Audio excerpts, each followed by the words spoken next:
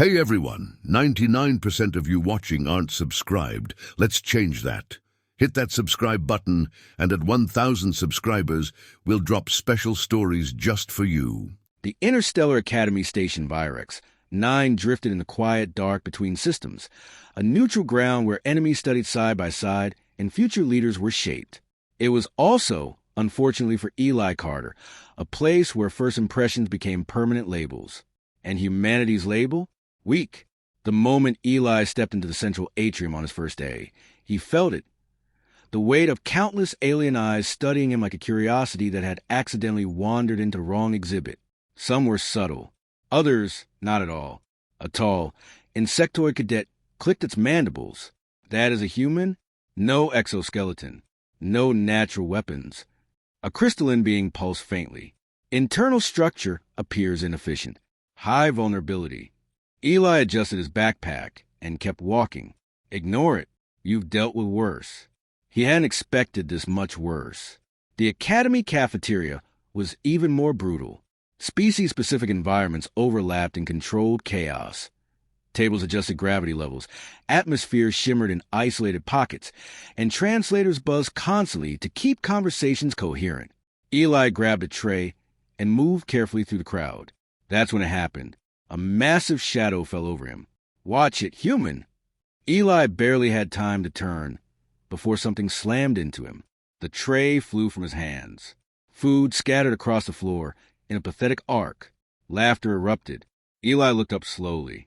Standing over him was Zorvax. 4 arms, towering height, muscles layered like armor, skin marked with the scars of a species that clearly saw problems through violence. Zorvax grinned, revealing rows of jagged teeth. Careful, he said mockingly. Wouldn't want you breaking under pressure. More laughter. Eli exhaled through his nose and crouched down, calmly picking up the pieces of his meal. Didn't see you there, Eli said. Zorvax leaned closer. Oh, I think you did. Eli shrugged. Maybe. Still need to eat. That wasn't the reaction Zorvax expected. No anger. No fear. No challenge. Just inconvenience. Zorvax's grin faltered for a fraction of a second, then hardened. The harassment didn't stop there. It escalated. In class, Zorvax would accidentally shove Eli's desk, sending his material scattering.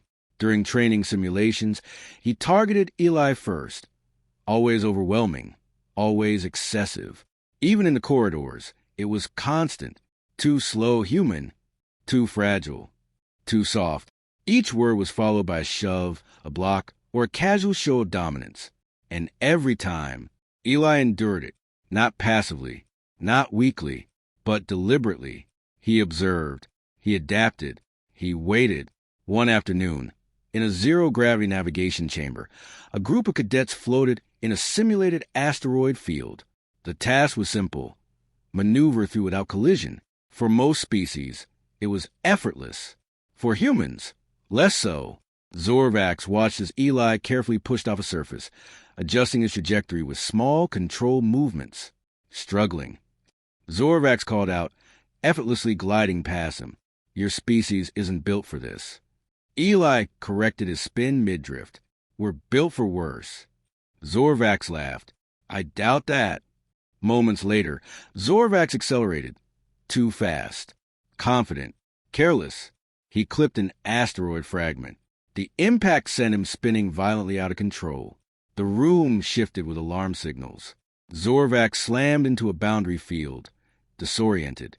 Eli, still steady, reached out and caught a nearby tether, then extended it toward Zorvax. Grab it, Eli said. Zorvax hesitated. The entire class was watching. I don't need help. Eli raised an eyebrow, then stopped spinning. Another rotation. Harder impact. A beat. Zorvax grabbed the tether. Eli anchored them both, stabilizing his massive classmate with surprising efficiency. Silence followed. Not mocking this time. Observing. Zorvax pulled himself upright, yanking the tether away. I had it handled, he muttered. Eli smirked faintly. Sure you did. Later that cycle, Eli sat alone in his quarters. The room was small, standard for most species, but cramped by human standards. Still, it was quiet. He leaned back in his chair, staring at the ceiling. Bruises were already forming along his arm. He flexed his hand. Steady, controlled. You could stop this, a voice in his mind whispered. He knew it was true. Zorvax wasn't unbeatable. Not even close. But that wasn't the point. Eli sighed and sat forward, activating his terminal. A blank message blinked on the screen. He stared at it for a long moment, then typed, "Hey." Pause. Delete. Type again. "Hey, I might need a favor." He hovered over the send command. His jaw tightened slightly. "Yeah," he muttered. "This'll probably make things worse." A small, knowing smile appeared anyway. Or better. He pressed send. The message vanished into the void. And somewhere far beyond Virex, 9, something received it. Eli leaned back again, closing his eyes. "All right," he whispered. "Let's see how this goes." The message traveled faster than light, but not in any way the Academy systems could track. No warp signature. No relay bounce. No recorded transmission. It simply arrived, far beyond map space, past the safe lanes and civilized sectors. Something flickered to life on a darkened console. A single line of text. "Hey, I might need a favor." For a long moment, nothing happened. Then, a low hum filled the room, and someone began to move. Back on Virex, 9, Eli tried to pretend nothing had changed. It didn't work. There was a tension in the air now, subtle but growing, not because anyone else knew about the message, but because Eli did, and that made him uneasy. "You look distracted, human." Eli didn't need to turn around to recognize the voice. Zorvax, Combat Training Hall. Perfect. Eli exhaled slowly and kept adjusting the straps on his gloves. "Just tired." "Good," Zorvax said, stepping closer. "That'll make this easier." Eli finally turned. The training hall stretched wide around them. Reinforced floors, adaptive gravity fields, weapon simulators lining the walls. Other cadets lingered nearby, sensing what was about to happen. No instructors. No oversight. Just opportunity. Zorvax spread his forearms slightly, a predator displaying confidence. No instructors. No rules. Just you and me. A few cadets drifted closer. Watching. Always watching. Eli glanced around, then back at Zorvax. "You really don't want to do this," he said quietly. Zorvax grinned. "I really do." Eli tilted his head slightly, studying him, not with fear but with calculation. "All right," he said. That answer caught Zorvax off guard. Just for a second. Then the grin widened. Zorvax moved first. Fast. Faster than most would expect from something his size. One arm swung toward Eli, enough force to crush bone. Eli didn't block. He stepped, a small shift to the side. The strike missed by centimeters. Zorvax adjusted instantly, second arm coming from below. Eli redirected it, not with strength, with timing, a slight push, a shift in angle. Zorvax's own momentum carried the blow wide. The watching cadets leaned in. Confusion rippled through the room. "What is he doing?" Zorvax growled, increasing speed. Third strike. Fourth. A flurry now.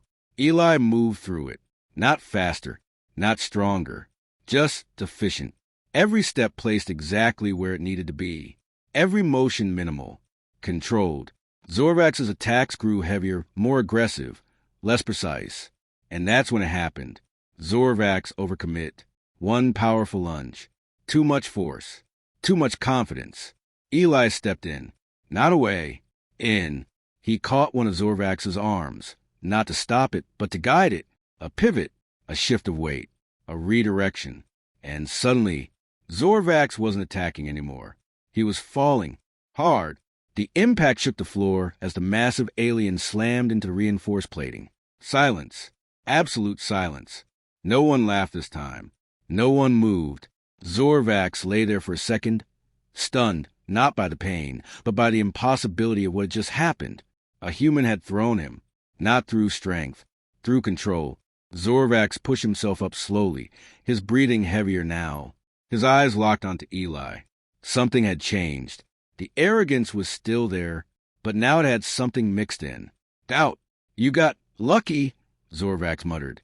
Eli rolled his shoulders slightly. If that helps. Zorvax's jaw tightened. You think that was a win?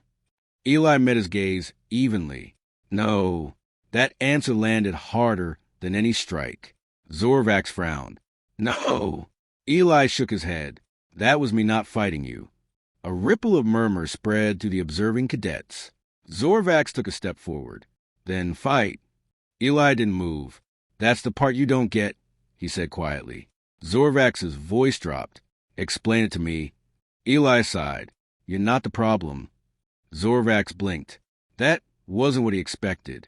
Then what is? He demanded. Eli hesitated. For the first time, he looked uncertain. Timing, he said finally. Zorvax scoffed. You make no sense. Yeah, Eli replied. I get that a lot. He turned and started walking away. Zorvax didn't stop him, didn't attack, didn't speak, because something felt off. Not about Eli, about everything. Later that cycle, Eli stood alone in an observation corridor. Stars stretched endlessly beyond the transparent barrier. Silent, cold, watching. He folded his arms, staring out into the void. You got my message, he murmured under his breath. No reply. Of course not. Still, he felt it. Something had shifted. Far away, but getting closer. Eli closed his eyes briefly. This is going to be a problem, he said. Then, after a beat, a faint, almost amused smile appeared. For them. Somewhere in deep space. Something moved. The alarms began without warning. Not the usual training alerts or environmental shift the cadets had grown used to, but something deeper, louder, urgent, a station-wide signal. Every corridor lit up in sharp pulses of red. Every system shifted to alert mode. Eli froze mid-step. That was fast. The station commander's voice cut through the chaos, steady but tense. Unidentified vessel detected. No registry. No approach vector. All cadets remain in designated zones. This is not a drill. That last part settled heavily. Not a drill. Around Eli, cadets began moving. Some toward observation decks, others toward defensive stations. Conversations overlapped in a dozen languages. What kind of ship bypasses detection like that? No warp signature registered. Is it cloaked? It wasn't there, and now it is. Eli didn't join the panic. He just turned and started walking toward the nearest observation deck. The view hit like a shockwave. Space, empty just a moment ago, was now occupied. The ship didn't look like anything the Academy database had ever cataloged. It wasn't sleek. It wasn't massive. It didn't glow with energy or bristle with visible weapons. It just was a dark, matte black structure that seemed to swallow the surrounding starlight. Its edges were hard to define, like looking at something your eyes weren't meant to process. No engine flares. No visible movement. Yet it hovered perfectly in place, as if the laws of physics had politely stepped aside. A low murmur spread across the room. What is that? Is it alive? No energy readings. That's impossible. Eli leaned forward slightly, his expression tightening. Yeah, he muttered. That's him. Docking procedures were never initiated. No permission was requested. No clearance granted. And still, a section of the station's outer hull opened. Not violently. Not explosively. Cleanly, like it had always been meant to. The ship didn't move closer. It didn't need to. Something stepped out. At first glance, the figure looked human. No armor. No visible weapons. No environmental suit. Just dark clothing and a steady, unhurried walk. But the longer anyone looked, the more wrong it felt, because everything around him reacted. Subtly, the lighting dimmed, not flickering but lowering. The air felt heavier. The ambient hum of the station softened, like background noise being turned down in the presence of something louder. Even the gravity seemed steadier, more focused. Cadets who had never felt fear before felt it now. The central hall doors slid open as the figure approached. No one had authorized it. No one had to. He stepped inside. Each footstep echoed, too loud, too clear, cutting through the silence like a metronome. Step, step, step. Every eye in the hall turned toward him.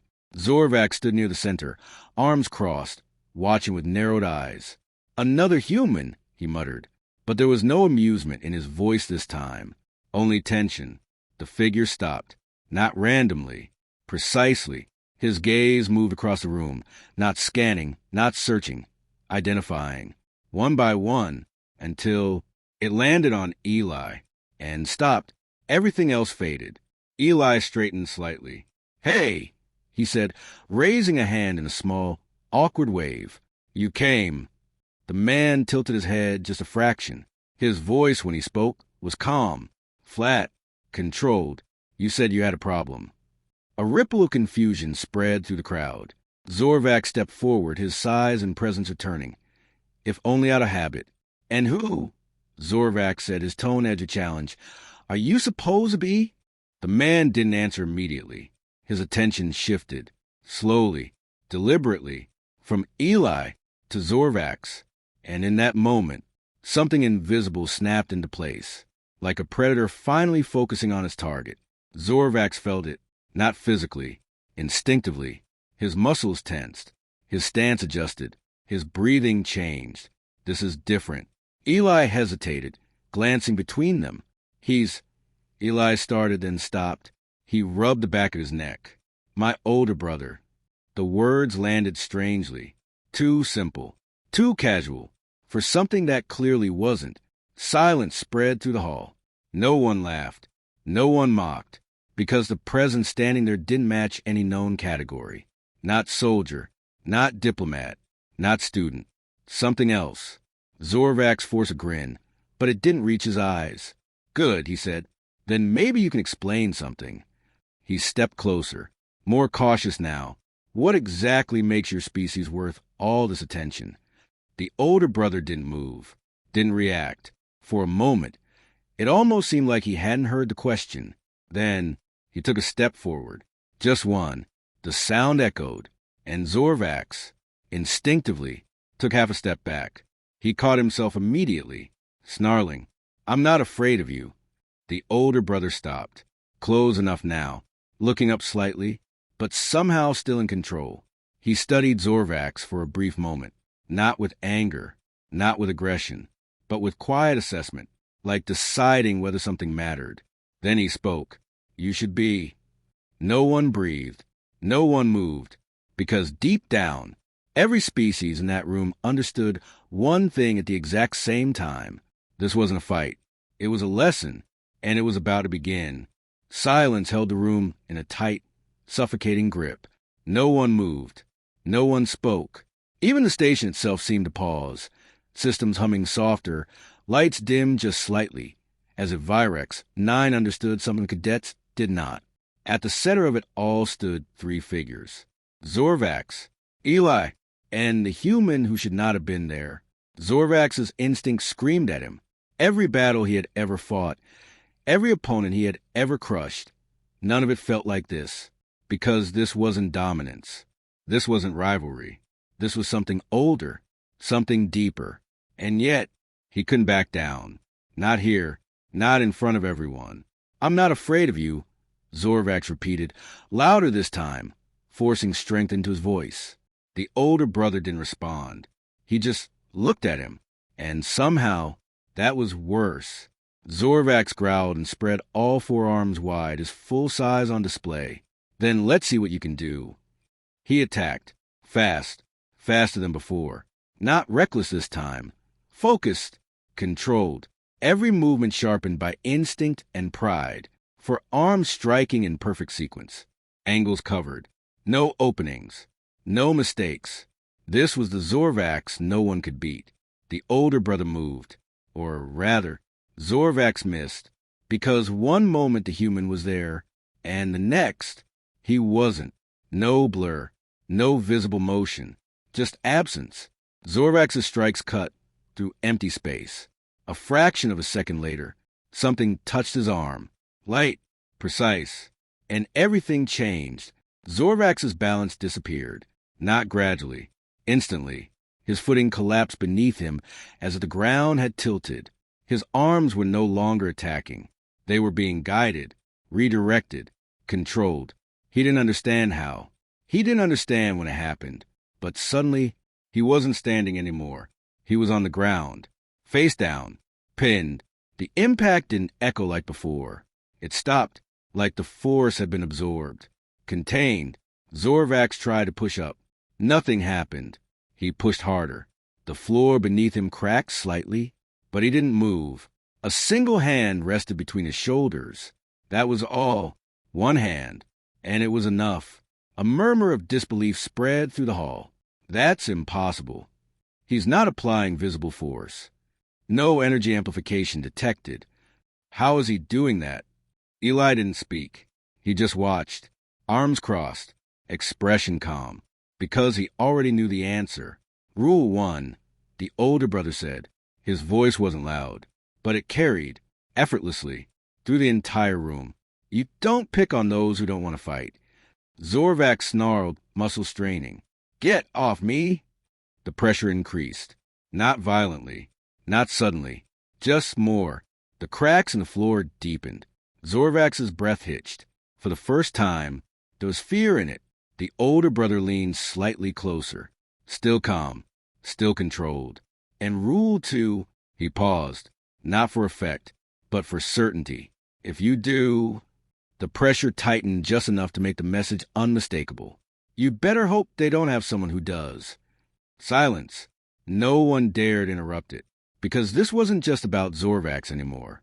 This was a demonstration, a recalibration, a reminder to every species present.